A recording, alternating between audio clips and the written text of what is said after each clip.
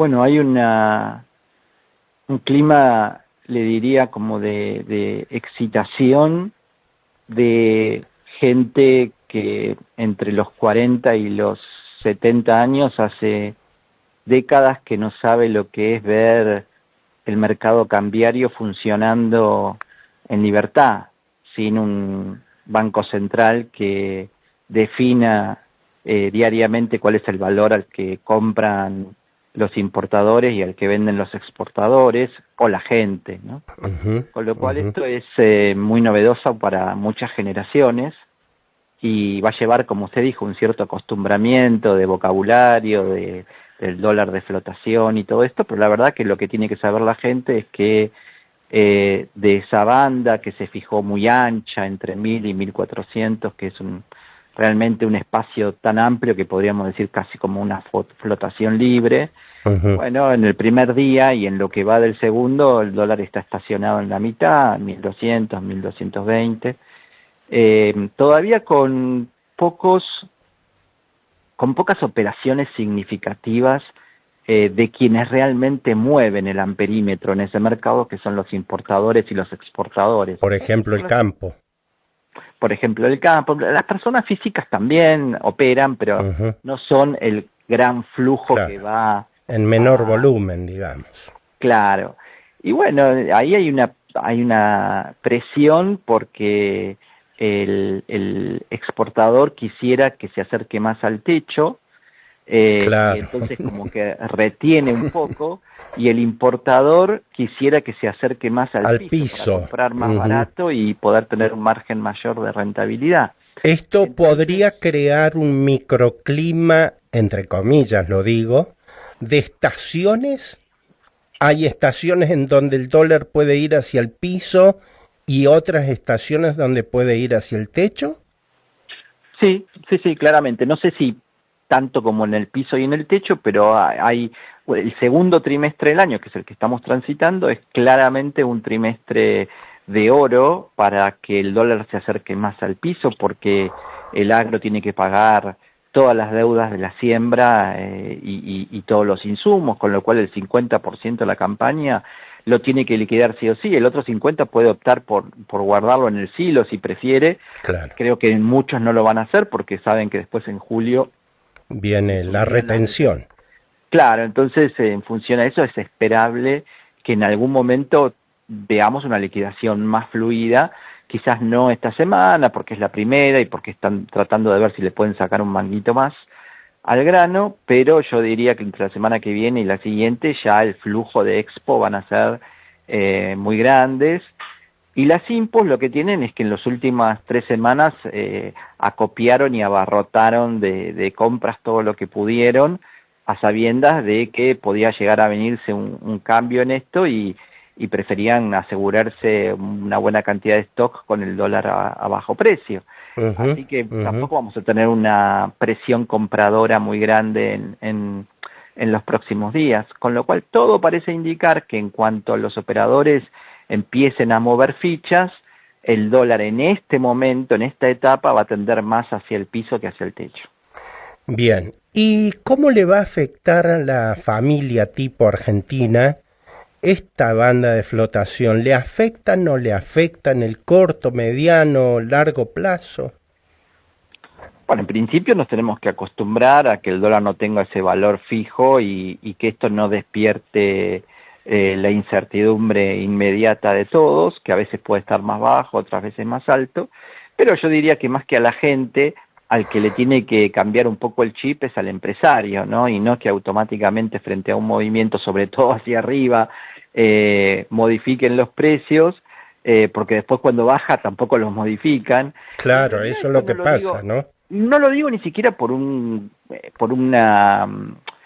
petición de razonabilidad o de conciencia social, sino hasta lo digo por una conveniencia estratégica de que no habiendo pesos para convalidar esos aumentos, el que realmente quiere imponer esos incrementos por encima de lo lógico se va a encontrar con una demanda que no le va a convalidar esos precios, con lo cual va a perder plata.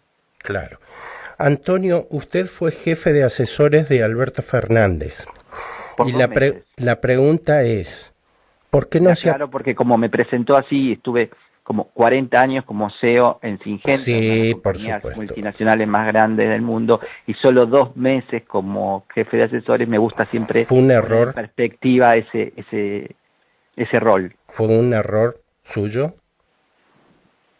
Y bueno, con el diario de lunes sí, claramente, si pudiera... A mí mucho no me gusta esas hipótesis contrafácticas porque son cosas que uno no puede modificar y Claro, creo que de las experiencias malas también se aprende, pero sí, sí, la verdad que si pudiera volver a elegir no lo haría. no lo haría. Bueno, pero la pregunta iba a lo siguiente. En ese momento, cuando usted participa como jefe de asesores de Alberto, ¿este tema de la liberación del cepo era un tema de Estado durante el gobierno de Alberto o no se discutía?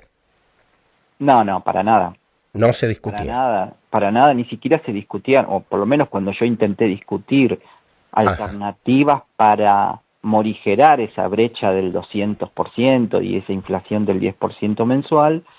Bueno, se produjo una discusión entre el presidente y el ministro de Economía Massa por aquel entonces y el que me terminé yendo fui yo porque obviamente no había espacio en la claro. coalición política gobernante de ese momento para plantear cambios significativos en la política económica. ¿Era una cuestión ideológica o una cuestión económica solamente? Era una cuestión ideológica que yo creo que no se zanjó todavía, porque fíjese lo A ver, siguiente.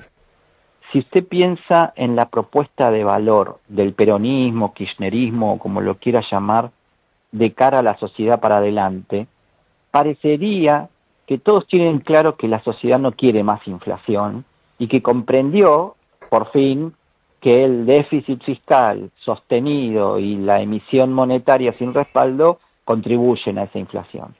ajá. Ahora, es entonces, si el peronismo tiene que aceptar que eso es así, que la sociedad cambió, ¿cómo le promete eso en un esquema donde para ellos es más importante la distribución que la normalización económica o que el orden macroeconómico? ¿Cómo Ajá, se diferenciarían del gobierno actual? ¿En base a qué? ¿A prometer qué y con qué recursos? ajá. ¿Y entonces? Y entonces están en un problema. Ese es el dilema que tiene el peronismo. No es solamente si es Axel o Cristina y si es el peronismo federal o el kirchnerismo bonaerense, es cómo, cómo recambio la narrativa distribucionista en un país que ya aprendió que no se puede distribuir lo que no se tiene. Claro. La otra. Vamos, pasamos al otro andarivel. Ellos sostenían que al Fondo Monetario no. Y que, bueno, las negociaciones con el fondo, le pasó a Guzmán, era solamente para estirar los intereses hacia patear para adelante los intereses, pero de ninguna manera pedir más crédito. Ahora llegamos a esa situación de más crédito. ¿Eso es un problema o es una fortaleza? Bueno, primero, derribar un poco el mito de que el kirchnerismo le pagó al Fondo Monetario, porque en realidad lo que hizo fue pedirle plata al chavismo más cara que la que de los intereses que pagaba el Fondo Monetario para devolverle la plata al Fondo Monetario por una cuestión ideológica, y terminar pagándole intereses más altos a Venezuela. Está hablando de Néstor Kirchner. Exactamente. Pero más allá de eso, es muy distinta la situación de ir a pedirle al Fondo Monetario dinero para refinanciar una deuda, como fue el caso de Guzmán, dinero para cubrir los gastos del déficit fiscal, como le pasó a Macri en el 2018, o dinero como está haciendo ahora el presidente Milei para capitalizar el Banco Central, crear una caja de conversión, salir del cepo y hacer que la macroeconomía argentina vuelva a una normalidad global, digamos, se reinserte al mundo como un país que no es el rarito del contexto, ¿no? Entonces me parece que es una inversión importante la que hace el fondo, pero con un objetivo que puede realmente convertir a la Argentina en realidad todas esas promesas vinculadas a las potenciales inversiones en gas, en petróleo, en cobre, en litio, en minería en general, en algo concreto y posible, porque vos traes ahora los dólares, te los podés llevar, podés mandar dividendos, podés hacer un montón de cosas que hasta hace 2 días no podías. Y la última, Antonio, ¿por qué dice usted que el gobierno tomó una medida anticasta? ¿Y quién es la casta? Bueno, yo creo que es así porque la verdad que Milei podría haber capitalizado el Banco Central con este préstamo del Fondo Monetario y aún así no cambiar el esquema del dólar y sostenerlo hasta las elecciones. Correría menos riesgos, posiblemente la inflación no tendría en abril y mayo un rebrote como lo está teniendo, que tiene un costo político en términos de la percepción de la gente, y lo hubiera hecho a lo mejor en noviembre. Cualquier político tradicional especula con el resultado electoral. Sí. Y Milei, por ser un outsider, dice, bueno, yo la verdad vine a hacer lo que creo que la Argentina necesita, voy a hacer esto porque vine a hacer esto, y si tiene una repercusión negativa en las elecciones, bueno, son cosas que pasan en la vida. Y eso es algo que es inédito en la Argentina política, ¿no? Por eso es algo muy lejano a lo que tenemos visto dentro de la casta habitual, ¿no? Que en general miran primero qué le conviene o no y en función de eso ejecutan o actúan. Claro es que hoy por hoy Milei no está en la grilla de los candidatos, sino dentro de 2 años, porque es una elección de medio término. Y sí, pero le importa mucho el resultado de este año, aunque él no sea el candidato, porque eso le permitiría tener un Congreso con una presencia más amplia para ejecutar reformas estructurales como la laboral, la previsional, la impositiva, que son imprescindibles para, digamos, la segunda parte de su mandato, generar una verdadera transformación de competitividad. Igual no le ha importado mucho el Congreso adverso, porque cuando ha tenido que vetar leyes muy importantes lo ha hecho. Bueno, sí, pero también hay un periodo donde uno tiene cierta gracia celestial para hacer cosas. El primer año y medio, y después todo es más costoso. Entonces una presencia parlamentaria más fuerte es importante. Bueno, muchísimas gracias por estos minutos, Antonio. La verdad que es analizar lo que está aconteciendo en la Argentina y tener estos parámetros de alguien que estuvo adentro y que hoy desde afuera defiende la medida del gobierno. Muchas gracias. Adiós, hasta pronto.